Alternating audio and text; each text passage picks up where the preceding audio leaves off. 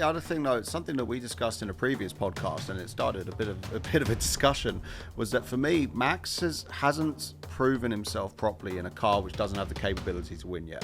The only time he was in a car which, I'm not talking one which had a possibility to win. I'm talking one which really didn't have a chance to win. The only time he was in a car which definitely didn't have the chance to win, which was the Toro Rosso. He was teammates with Sainz, and they were very, very evenly matched throughout the whole period. Welcome back to On Track GP. Again, another podcast show to do the most and never coast Matisse in the building. And I'm joined by Richard and Rachel. What an incredible duo of names that is. They were on the podcast last week and they're back here again. And we were just discussing which one prefers cereal, which one doesn't. Do you know what I'm saying? Yeah. Loads of little Don't forget dark chocolate. Loads of little things that you guys won't get to see. But first of all, how are you guys? How are you feeling?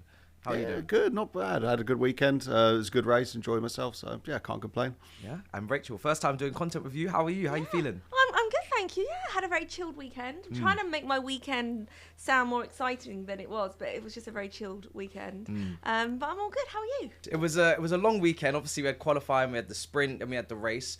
The race went exactly how everybody expected it to go, of course, with Verstappen winning 22 seconds up the road. And then I see the quotes after that he wasn't even pushing, he was taking his time, and he was, if anything, coasting. So, I mean, Richard, is that an indictment on Perez, or is that a credit to Max? Like, where do we go from here as a community? I think, to be honest, it's a bit of a credit to Max. You saw he just had the racing control from the start, and then you watched the onboards of him towards the end of the race, and man, he was driving to the supermarket. He was that chilled. He wasn't taking too much curb. The steering wheel was barely moving. It was just easy. And even at the start, you could tell he was just playing cat and mouse with them, chilling out. I think it was more of a masterclass from Verstappen, combined with maybe a little bit of lacking speed from Perez. I mean, Rachel, he started P6. Obviously, he could have started way further back as well because he almost didn't get out of Q2, and that was looking quite interesting qualifying. Obviously, we know that he had a penalty as well, but he wins the race and he if anything, he took too long for me. Lap 18 that he managed to get ahead of Perez. I was actually expecting lap 10. I was like, you're taking your time here. What did you make of it? Do you know what? I totally agree with Richard. And also, didn't he almost make a mistake going up Eau Rouge? He did when it started raining, yeah. He skidded, didn't he? Got in the paint, jolted, Which isn't very Max-like at all.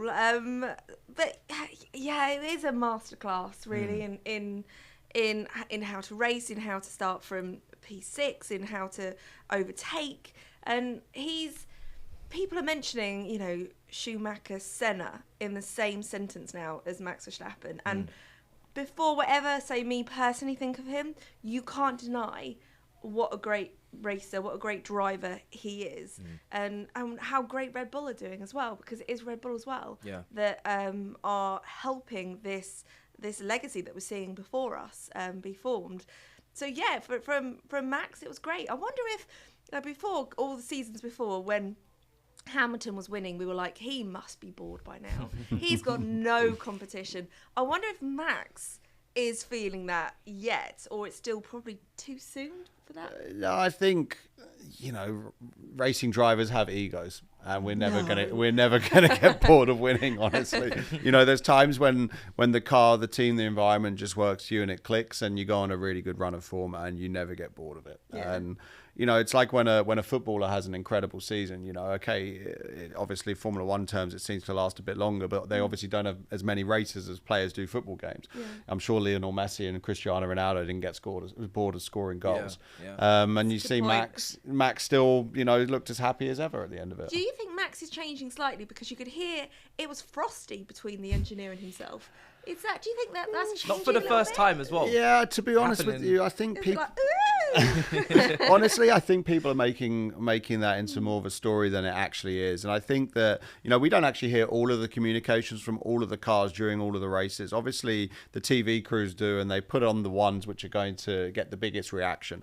But it's very, very regular for drivers and engineers to have falling outs and tiffs on the radio. I mean, I can tell you I've unplugged my radio before once in qualifying because my engineer was annoying me. Really? I told him to shut up and he didn't listen, so I just made him shut up. But I think it's an interesting, because I think in all elite sports you're gonna have that tension, that kind of friction, because obviously you're competing at the top end and you're trying to get the maximum performance. In Q2, he was going back and forth as an engineer as well, because he almost got knocked out and he was going back and forth and getting in a bit of an argument there. And then he said, listen, okay, for Q3, you could just set the car up how you want and then go for it. And then obviously in the race, we saw it as well. But sometimes I do side with the driver, because if the engineer's talking when you're going through a corner, I can imagine that is the worst thing you could ever... Non-stop, practically. If it's on a straight, fair enough. But on a corner, nah. It's the worst thing ever. And honestly, you know, you do think to yourself, God, there's enough chances around the circuit, especially in Formula One. They've got such accurate GPS on these cars. They know exactly where they are at what time. So yeah, if it's in the middle of a corner, it's a no-no. But as you said, it's elite sport. There's a lot of pressure for everybody involved. So everybody is always on a bit of on a knife edge. So that explains, you know, the little tiff that they had in Q2. But I wouldn't look into anything that happened in the race with them. I do feel like I sided with the engineer on the race and not going for that extra pit stop. I know. I don't know if he wants to take the piss out of Perez and say it's not like he needs 1 point. Let's be honest. Yeah. So he wanted the point, but also I felt like, okay, if you're going into the pit lane, you're kind of taking the race out of your own hands and you're putting it into the pit crew, who could have a bad day. They could have a bad moment, and then next thing you know, Perez goes on to win, and then you're even more fuming that you've lost out on a race win over a little point over a fastest lap. But I guess that's just Max being as competitive as he wants to be. Yeah, being a driver. Yeah, exactly. Yeah. So I don't know with Max. In terms of, you spoke about dominance, you spoke about Schumacher, obviously Senna. How about comparing this to Sebastian Vettel when he obviously was dominating at Red Bull, went 4 in a row. He had Mark Webber there as well. How do you compare the two? Is it like... It's interesting because the thing was with Vettel and Webber was that Vettel seemed to have an MO where basically, you know, DRS wasn't available for the first, I think back then it was 4 or 5 laps, whatever it was. So Vettel would just work to get a second between him and Webber, and by the time the DRS was activated, would always do it, stretch the gap out to about 5 seconds and kind of keep it there. But Max is showing a level of dominance over Perez now, which is, you know, slightly frightening, to be honest. You know, at the weekend, it just took the mick. You know, it's 22 really seconds, but I think it could have been 50 quite easily. Yeah. Yeah, do you know what? I do agree with you. It's weird because, again, you think of the greats, and I don't know what it is to put Max's name amongst them. For me, there's still like a block, and I don't know whether that's just... I don't know what it is. I don't know whether that's me taking the personal to racing, or, you know, I think of Hamilton as one of the greats. I see the legacy he's going to leave behind in sports, and you've seen what Senna has done. What even when you go further back with people like Jackie Stewart and what they did with the sport, it wasn't just about racing. It was about so much more, and maybe that's what it is. I feel with Max, I think the only legacy he'll ever leave behind, which is what it's all about, will just be the racing, and there'll be nothing else to it. I think that's what it is. I think the other thing, though, something that we discussed in a previous podcast, and it started a bit of a discussion, was that for me, Max hasn't proven himself properly in a car which doesn't have the capability to win yet. The only time he was in a car which, you know, I'm not talking one which had a possibility to win. I'm talking one which really didn't have a chance to win. The only time he was in a car which definitely didn't have the chance to win, which was the Toro Rosso. He was teammates with Sainz, and they were very, very evenly matched throughout the whole period. That's a really good point. And then he went into Red Bull and he won his first race, so the car was clearly in a position to compete. But whereas you look at the real greats, Senna, you know, with that 1984 drive in the Tolman, but then winning in an uncompetitive Lotus when his teammates weren't on the podiums. Then he went into a good car, but even when the McLaren wasn't good in 93, you know, he still won races in it. You look at Schumacher, he won the World Championship in that Benetton when his teammates were absolutely nowhere. Took Ferrari and was winning races in it in 1996 when they were nowhere. You know, you look at Hakkinen, you know, he was winning races before McLaren were in a position to win the championship. Prost has won the most races not starting in the top 4 of anybody in history. No. You know, so there's that's for me what makes is the whole package. And I don't think Max has actually done that yet, but that's no fault of Max's at all. I think that is, and you know, going back to the Vettel factor, Vettel won races in that Toro Rosso and was consistently in the top 6. But the Max, you know, the problem is Red Bull have had such a good car over the years. Max has never been tested to that yet. So that's not a discredit to Max. It's just merely saying that we haven't seen that happen yet. Yeah, it's true. The car, it does feel very tailored to Max in particular. And so, and Lewis, I forgot Lewis, 2009 McLaren. You remember how atrocious they were with those regs, but he still won races. He's earned his stripes, definitely. Exactly. He really, really has. Yeah. It's an interesting one. Because when we hear about, and we'll move on in a minute, but in terms of Max, earlier on last week, he wasn't talking about kind of wanting to compete in the field. He was actually saying he enjoyed the solo racing, and he doesn't really speak on legacy too much as well. So it doesn't feel like he really cares too much about, most wins and, trying to create this kind of legacy outside of the track or whatever. So maybe he will just pick the team that is dominating. It'll be interesting to see where he goes when Red Bull kind of have their natural dip and the cycle goes to another team, whether or not he stays with Red Bull, and then he has to showcase what you're talking about, which is propel that car to somewhere it shouldn't be. But on Perez as well, what we talk, well, because for me, I have this thing, keeping Checo in check, and and also Perez patrol. These are two things that we have here, and I don't know. I feel like he's been getting the driver of the day a lot of recent weekends, and it's like he's coming from a position in the field he should never be starting in the first place. And then this is an opportunity, really, where if it was a Rosberg, if it was somebody competing at the top end with maybe a generational driver, they would be looking to win because you're P2, they're P6, and he went past Leclerc quite easily, but he's nowhere to be seen at the end of the race. And once again, Perez is not even competing with his teammate, which I find just a bit astonishing, to be honest. What do you take on it? Do you know what? So I totally agree, because I've actually written my notes for Perez. I was like, was it a good day? Like, thinking, like you say, like he finished on the podium, but was it a good day? No, because then I was like, look at where Max started and where Max finished. Look where Perez started and where he finished. Yeah. I mean, he should be getting P2. This is how it should be all season for Perez. But he does get overtaken, and then maybe someone from McLaren, like Lando, will take his place, or Ferrari kind of can keep up how well they did this weekend. I am a fan of Perez. I've got a soft spot for him, and you see how much he did want it at the beginning of the season, but.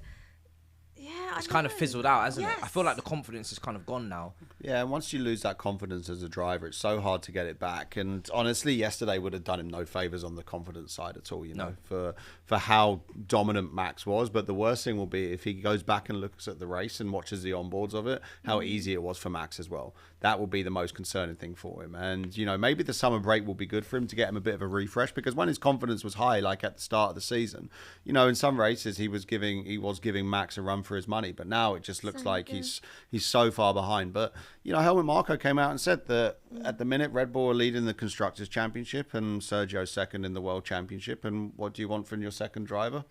He's fulfilling all the criteria at the minute, but that's because the car's so good. But I also to say is that Max is really the reason why they're top of the Constructors. It's not really Perez, and I feel like Red Bull are in this kind of grey area where it's like, do they replace Perez at the end of the year? Obviously, they'd have to fork out some money on the contract and bring someone in.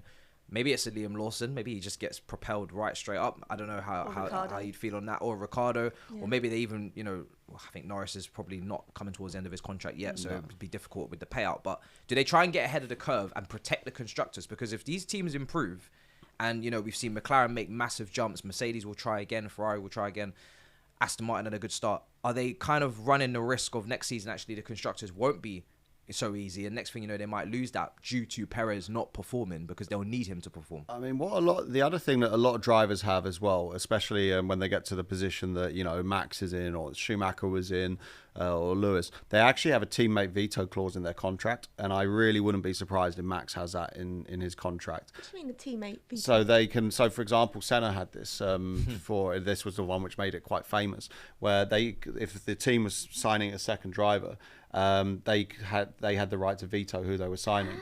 So for example, Senna didn't want to be teammates with Prost, so he had the right to that in his contract, to not have it. So I know a lot of drivers have had this, so that they don't have someone who they dislike, coming into the team. So I expect Max has one of those in his contract. And at the end of the day, Sergio, apart from that, you also have to remember what Sergio's presence is in Latin and the Americas. Obviously being Mexican and everything that brings to Red Bull, which is obviously a huge amount in terms of marketing and revenue and stuff. So I genuinely don't see a reason at the minute to replace Perez, because he's actually fulfilling all the criteria that they need. But the key will be when they don't get the car which can do the job it's doing now.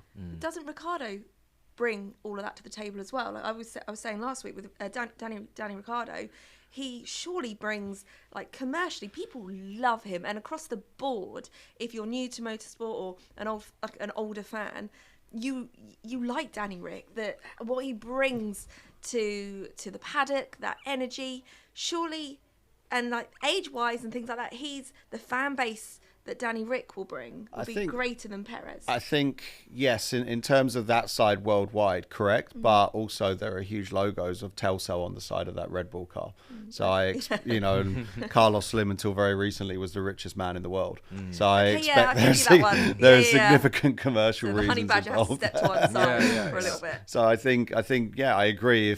I agree that, the commercial aspect that Danny can bring is interesting. But, especially when you do go to Mexico, the vibe that Perez gets is just ridiculous. Yeah, so he's going to stay around a bit longer. Yeah, I think so until, again, as I said, the way that the FOM and the FIA, they always design rule cycles specifically to screw the team that's leading at the time because they literally want to put that team down. We've seen it over history. They did it with Williams, got rid of the active suspension and all the electronic aids. They did it for Ferrari. So all of a sudden Renault came dominant, and that's when Alonso won his championships. And you can tell that they're targeting, they're going to target Red Bull, and they're going to find what makes Red Bull weak and try and exploit that. So there will come a time in the cycle that Red Bull will lose out and another manufacturer may come to the top. And I think then that's when you're going to have to seriously reevaluate the situation. Okay. Yeah, and also it's not like as if they're offering him a new contract yet. Exactly. So he's got 1 season after this one, then we'll see where he's at. Leclerc finished on podium, which was good. But again, I feel like expected because he was P1, and I wouldn't expect him to drop out. But in the other Ferrari, turn 1, we had a minor incident, a minor issue with Carlos and Oscar. And we were saying before we started recording that we had big hopes for Piastri because he started in a strong position. McLaren was showing pace again, as they have been really recently. And if anything, the expectations have just gone through the roof now. I'm almost expecting to see them, challenge for podiums every single race. But I felt like that was Carlos's fault. I don't know what you guys made 100%. Of it. 100%. He said that Oscar shouldn't look at that move. Well, I'm sorry, but Carlos went all the way to the outside, so therefore in his blind spot in the mirrors, he couldn't have seen that far to the inside anyway, and then thought he could dive across the track on turn 1, lap 1. I'm sorry, but he locked up, didn't he? He locked up as well. Yeah. I think so. That shows how hard he was pushing, and for me, that was. I know Carlos has come out and had a little dig at Oscar, but for me, I don't think Oscar did anything wrong, and that was on Carlos. I mean, I've been I did the World Endurance Championship at Spa in 2014. I went into the first corner 3 wide, and we all managed to get round it. But that's because none of us dieted across the track. For me, I think that was on Carlos, not on Oscar. Yeah. He was saying Oscar was optimistic going 3 side by side, and that it was inexperience. Yeah. It's just like, oh, come on now, just.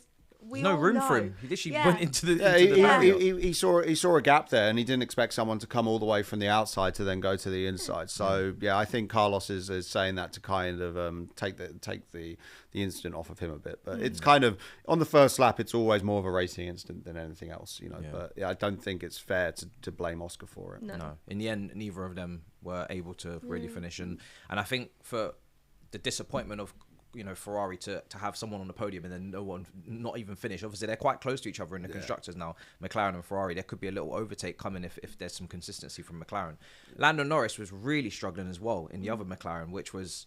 It felt like only improvements came when it was like a hint of rain and there was a little bit of jeopardy with the weather. Then suddenly Lando just started going through the field. There was no damage to his car from what I was aware of, was there? No, well, I mean, they said, I read an interview with Andrea Stella, who's in the management team at McLaren, and he said that to get the upgrades that they've got, they've sacrificed, as I mentioned on the previous podcast, sometimes you need a low downforce configuration for Spa and for Monza, and they sacrificed developing that to focus so much on the upgrades that we've seen has brought massive performance to them, and obviously the chance of rain at both of those races as well. And you saw their rear wing is massively bigger than anyone else's. They just had too much downforce, which is why they were so strong when it was wet. And so, to be honest, we're probably going to go to Monza and see exactly the same thing, because if they haven't developed a low downforce package, then they're just going to struggle. I thought it was great racing though from Lando. Some great overtakes. Yeah, that one round the outside, of Albon, I think it was. That was awesome. Yeah. It was really some brilliant racing, and I think didn't he do? I've got it here like 27 laps on the softs. So again, the gamble of at the start with the tyres didn't pay off, but he we saw great racing. You know, 100%. No, I think this was a really good race. Yeah, in terms of overtakes, and we saw 3 cars going down the 3 wide, yeah, 3 wide going down the straight at one point. It was very entertaining. If you just don't focus at the top, and just it's focus so on true though, isn't it? The midfield fight was incredible. And that's also, we're lucky with that. Exactly, but you know, I also think, to be honest, you know, I think the drive that we did have from Max yesterday was a little bit special. I mean, how easy he made it look. So yeah, it wasn't entertaining, but I think it was very good to witness. Yeah, that's no, for I sure. agree. I definitely agree. So it kind of makes me think, what would have happened if we had had rain? Because Yes. Lando would have. He was flying all of a sudden. He was flying. If we had real rain, which is what we expect at Spa. Yeah. And there Yeah, was a true. moment where they were saying, okay, there could be rain for there could be a 10-minute period, and I was thinking, okay, if it's something that puts the intermediates on, then we're really going to get I was like, something yes. exciting here, because now the strategy is going to come in and people are going to start taking risks. And I think in F2, before qualifying started, there was a patch on the track that was raining, because I switched onto it thinking that qualifying had started already for F1. But in F2, there was a patch of rain on part of the track, because it's such a big track. There's rain on some parts of the track, and then it's dry in others, which makes it even more interesting. But again, we didn't really. It kind of flirted with rain, but it didn't really happen. Properly rain. No, it didn't properly. So everybody just stayed on softs. So I remember when Russell came in, I was actually like, oh, he's putting on the softs, and we might have rain here, but it never transpired. But if it could have, I think Lando could have had an incredible day, because he was ready for it. I agree. His car was ready for it. Yeah, exactly. They were purely set up on the hopes that it would rain. You know, and you saw how quick they were in the rain and qualifying and everything. You know, it's just unlucky basically. But still, to finish P7, I think, with a car which definitely wasn't 7th fastest, I think it was really impressive. Yeah, we were talking actually before recording about rain, particularly at Spa, and like the reaction to the drivers saying, listen, if it does rain, we might have to cancel this. And then a lot of fans online kind of saying, no, it can't be cancelled, it has to. What was kind of like you guys' take on that? Because that gets me going. yeah. It really does. It really, like, you got to understand, the drivers aren't just saying that. I think someone even said they've got like man up or something. Like I saw, because I was looking at the comments. Like, if you know racing and you understand Spa and you know what's happened at Spa with like Antoine, and then most recently, it's so dangerous when the weather it turns. It's so dangerous, and the drivers wouldn't speak up like that and say we don't want to race if conditions get worse. Like they don't do that. And you were talking about visibility before. Yeah, the biggest concern with stuff like that is it's purely on the visibility side of things, because you know when you're actually testing on your own, provided there's not standing water, then it's pretty okay. But you literally cannot see, especially at Spa, because the water doesn't escape from the trees, and so when the water goes up, the trees keep it there, and that means it stays in the air for a long time. And honestly, you cannot see anything. I've had races before in Super Formula where I've been at Suzuka, and you can barely see your hands in front of the steering wheel. I was on the way to a corner and I couldn't see anything, but I couldn't lift off or slow down because I had people behind me. So they had the same thing. So then all I did to make sure I knew I was coming to the corner was I knew there was a bridge. So I literally look up and I'm doing 170 miles an hour, and I know it's about 200 meters before the corner. So I brake when I see the bridge. Then the spray goes down and you see the cars are about 150 meters in front of you. So you just physically cannot see, and that's where you have these T-boning incidents and stuff like that. And so honestly, when the drivers say it's too wet to drive, or you have to just completely respect what they're feeling. You almost, in the instance you're talking about, you have to trust the drivers on the grid that they're all confident enough to keep their foot down and race in those conditions when they can't see, which is insane. But you also need to have the confidence that the drivers that you're with as well are experienced enough to know when there's going to be too much standing water, because once you get too much standing water, especially in a downforce car, the tires can't clear the water, and it then aquaplanes, or the puddles are so big that the floor then floats across the surface of the puddle, and then your tires aren't in touch with the ground, and then you just literally spin on the straight. So you need to have confidence in the drivers around you to know when that they can feel when there's too much water, and know when to back it off just a little bit, because all of a sudden, if they've spun and they're stuck in the middle of the track, you will not see them when you're approaching, and you'll just hit them. It's like synchronized swimming, isn't it? Yeah. Just like synchronized swimming. It's uncanny. It really is. I never thought of that, And off we go. But honestly, when the drivers say it's too wet, you have to listen to what they say. If you're not going to listen to them, who are we going to listen to, really? Yeah. Do you know? And the people say, you know, I also do a lot of racing in older cars as well, stuff ranging from 1930s up to modern stuff, you know, as a bit of a hobby. And I can tell you that people that go, oh, we used to do that in the olden days. Yeah, in the olden days, we didn't have the aerodynamics or the tire technology that we have now, so there wasn't anywhere near as much spray.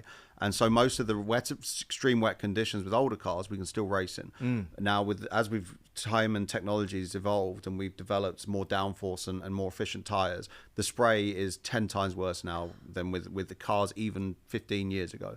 So, yeah, okay, maybe they didn't red flag it in the old days, but they didn't have the problems we have to deal with now. And over the years, with safety in motorsport, it's been the drivers that have spoken up and changed the way we see the sport and brought in safety, you know, and have transformed the sport. It's the drivers that do that, so we do have to listen to them.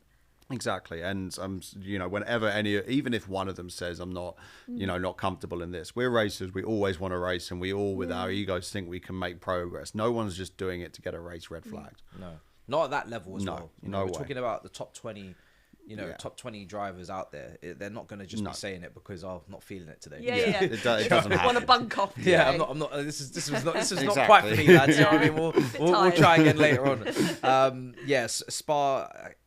One of my favorite tracks, I must say, and also I think Albon was one of my little, you know, dark horses to have maybe a point, but I don't know why Williams decided to go and do an extra pit stop. I don't know what the thinking was there. It was kind of confusing for me personally. Yeah, it was a bit of a strange one. He just dropped down all of a sudden. I mean, whether they saw that a failure was coming, because the teams can see things on telemetry that we don't know. Where the driver, it can feel okay, but maybe there's a blister which the driver doesn't know about. So there could have been an issue there. But yeah, I agree. It was a strange one. It was a weird one for Williams because they had a quick car. They were showing really good pace. And where's that pace come from though? That's my question. Is anybody expecting this? Because I'm kind of used to, ever since Bottas Massa, probably that era where Williams were really looking like probably the second strongest car on the grid, just behind Mercedes. Obviously they had the Mercedes engine. I've been used to Williams just being at the back of the grid. Latifi's, you know, butchering it in the wall. I'm not expecting anything from Williams. So now this random pace, where's this come from? It's strange. Is it Alex? Is it all on Alex? Honestly, I think that I would say that because Logan has been improving in recent races in terms of pace. You know, he was a bit better this weekend, but you got to say that 90% of it's Alex. Alex is just on fire at the minute. You know, he's consistently outperforming that car. And him and Gasly were brilliant, I thought. The wheel-to-wheel racing, that was excellent. Really so top-class racing. Yeah. And, you know, Alex also, don't forget, he went around the outside of Hulkenberg at Blanchimont. I mean, that is frightening. That is seriously frightening. Yeah, like that corner in any car. I mean, with the prototypes, which I did the onboard preview on, we do that corner at about 175 miles an hour, 180 miles an hour. And, like, you feel it. Even though it's easy flat, it feels like mind-blowingly quick. To go around the outside there when you're side by side that's ballsy. Was that your really favorite ballsy. overtake of the day? Yeah, 100%. By a long way. I did enjoy Max going on Leclerc. He came from so far back, monster, and he was just like and just absolutely cleaned him up there. It was insane. But that was quite an impressive overtake. But just the whole midfield battle was quite impressive. I think they were getting backed up, weren't they? Was it by Norris? Was it? Well, I think testament to all the drivers, to be honest, because we had a hell of a lot of overtaking, a lot of good battling. We had some dodgy conditions, especially in the middle, and there wasn't one safety car. Yeah, you know, there was true. Yeah, it wasn't. The only incident that I can remember seeing of note was obviously just Piastri stopping on the first lap, and then Sainz retired as a result of that. But absolutely nothing else. And so I thought the drivers put on a real good show yesterday. Yeah, so I thought Yuki did great. Yuki did amazing. Yeah. The middle of the field is just. You say the middle of the field, it's like take Max away, and then you got everyone else. Yeah, got literally everyone else. It's really competitive. Yeah, it's great to see. I wasn't actually aware that the yellow flag at the end of the race is because they're coming in. Because they're coming in, yeah. I was like, what's happened here? Obviously, because it's the longest track. Obviously, going all the way around is a bit tiresome. But what would you guys say was your biggest kind of surprise from the race in terms of who outperformed the most for you of what you expected from them, and then who was, I guess, the most disappointed would be Carlos Sainz, maybe. I think outperformer definitely was Verstappen. Yeah. I did not expect it to be that easy. The difference is like we've seen him come from the back before and everything, and he's made it but he made this one look so easy. I think it was really something quite special. I mean, it was just me and you both. Yeah. It was honestly like when you saw that onboard and you know Martin Brundle commented on it. It literally looked like he was driving to the supermarket. He could have had his granny in the back, you know. It was very, very impressive. And then on the other side, I'd say underperformer. You got to say Checo. You have to say Checo. Yeah, it's fair. You know, just because of what Max did. Yeah. Yeah. Do you know, I will start with, I won't go Max. I think Charles Leclerc held on to third really comfortably, and I think he did great. And that's Lewis never really got near him, even though the pit stop when he came out the pit lane, it was like it still wasn't maybe, but no. Yeah, no. I think that for me was a surprise, because in a way I kind of thought, like, especially last weekend, that Ferrari weren't even like a competition to McLaren. They weren't, and I'm not saying they are, because it's a good weekend for them. Yeah. And it was a bad weekend for McLaren. Yeah. But after this summer break, it'll be interesting to see if Ferrari can now. They had a great strategy over the weekend. It'd be great to see if Ferrari can hold on to this for what will then happen with Ferrari and McLaren. I think that'd be some great racing. Yeah. So yeah, I think Charles Leclerc, and I agree. I think Perez.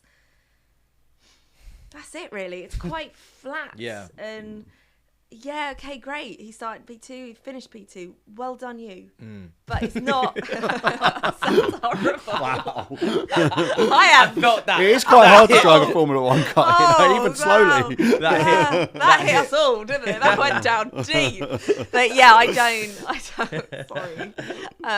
Yeah, I don't think. It's not impressive. Yeah. And I think for me, would Lando have a gap like that to Max? That's what I'm starting to think now. Would the other drivers that, if you were to put them in that car, I'm not talking about Hamilton or Alonso, I'm talking about some of the younger, promising, Russells, Norrises, even an Albon. I would love to know, like, just one day, put them in that car, just one race, and just see what the gap is and whether or not they're able to compete with Max. Because when Max is put under severe stress, that's the Max I want to see now. I kind of I like know the one we saw against Lewis in 21. Exactly. Yeah. I know Max can run it off down the road and he will stay very focused and consistent, because he's not going to have any complacency on his own out there to start messing up the time. In fact, he wants to go get fastest lap. So I know that, but I want to see Max will to will under pressure, whether or not he's going to start taking it off the road again, if he's going to start doing those deep dives, Is he going to start, following the rules? I want to see him under pressure, because when he's under pressure, that's what's going to kind of put him amongst some of the names maybe you're speaking about as well. Yeah, I agree. Yeah, and I think it will come. We just had to be patient. As I said, we've always seen over the years, Formula One goes in ebbs and flows of dominance, and and the rule makers do like to specifically target who's dominating at the time. Yeah. So the next set of regs will be everything that they possibly can be to screw Red Bull over. Brilliant. Which is probably why Christian Horner's been the most vocal about them. Yeah, he's always been vocal. Because he knows his time is coming. Yeah, exactly. He knows he's always been vocal. And it's funny to see Toto Wolff and Christian Horner, literally the two most recent dominant cars, flip the script when it's not working for them. Of Yeah, course. totally. Massive hypocrites. But that's sports, But that's what exactly. you'd expect. That's what you'd expect. Yeah. What was you doing at Alton Park? Talk to me. What's this doing here in the notes? Like, what's happening there? No, You're always jetting off different places. I can never keep track of you. No, it was cool. I was racing this weekend with a client of mine. I was racing in a 1958 Lotus 15, which is a car which Graham Hill drove. He actually got the lap record at Alton Park in that car in 1958. Wow. So I was racing that. Unfortunately, the car didn't race. We had a technical issue with it, which is quite common on cars from the 1950s, as you can imagine. I can imagine. But then I got asked to drive what I call the Hooligan Mobile, but it's better known as the Batmobile. It's a 1970s BMW CSL, sponsored by Jägermeister. So it's like ultimate bright orange, and it's noisy as hell, and it's a complete hooligan wagon. It's like the 1970s version of like a Lamborghini Huracan or something like that. Wow. And yeah, a client just asked me to drive that with him, and I had a great time. Again, that's a very famous car. It did everything in period. So yeah, driving round and round in circles, making a load of noise and having a blooming good time. Sounds great. They ask you to do this. Yeah, it's crazy. Yeah, it's I'm fortunate enough to call it a job, and yeah, I had a great weekend, and then also had a sufficient amount of wine and beer with my dad on Saturday night, which is always a good thing, because he was racing himself in a 1935 Aston Martin. So yeah, no, we had a great weekend. Brilliant. That sounds incredible. I must say. Well, what doesn't sound incredible is the fact that we've got a massive summer break coming up. We're not going to see the cars for how many weeks? 3? 3 weeks, unfortunately, I think it is. But Yeah, but we got a lot of content that we're going to be doing with On Track GP. We've got a lot of cool stuff which is coming Are we up. going karting? I want Please. to. I want to. I'm begging them after the show that we can go karting. Well, Who's going to be best at karting, by the way? he is going to win. I It's don't a little know. bit mixed up Oh here. no, you're not so. I mean, I'm pretty good at it, but Oh, okay. but Whoever he is he's a racing driver. Honestly, with karting, whoever's the lightest, Okay, it so I makes just won't such a do difference. Yeah, starve. Yeah, because to be fair, I have gone karting a couple of weeks ago with my mates, and I did feel that the lack of body mass on myself and for them, I was just on the straights. I was just going straight. I was like, wow. It makes a huge difference. So I might have to. I'd be okay in the corners, but I might have to be a bit aggressive on the straights. So. Interesting. We'll still be friends, Matisse. Don't worry. Look forward to it. Listen, it's been a great show, Richard and Rachel. I can say that all day. That's fantastic. That's so much easier. We can't have Joe back. We can't have Sam. We can't have Abby. We can't have anyone. I think that is just much easier to say for any host. I'm not gonna lie. It's been an absolute pleasure. It was a really good race. Like you said, some brilliant overtakes. It's a shame it didn't rain and give us a little bit of jeopardy for a bit longer, but at least we got to see the race. At least it happened because last year I think in Spa it was a 3-hour wait, wasn't it? It got rained out. Yeah. I remember trying. It was the year before. Was it the year before? Yeah. So that was quite painful for me waiting for that race to start as a streamer, and it just never started. Feel yourself aging. Yeah, literally. But guys, make sure you like, make sure you subscribe, comment down below on Track GP, and we'll see you guys next time in a bit, people. Peace.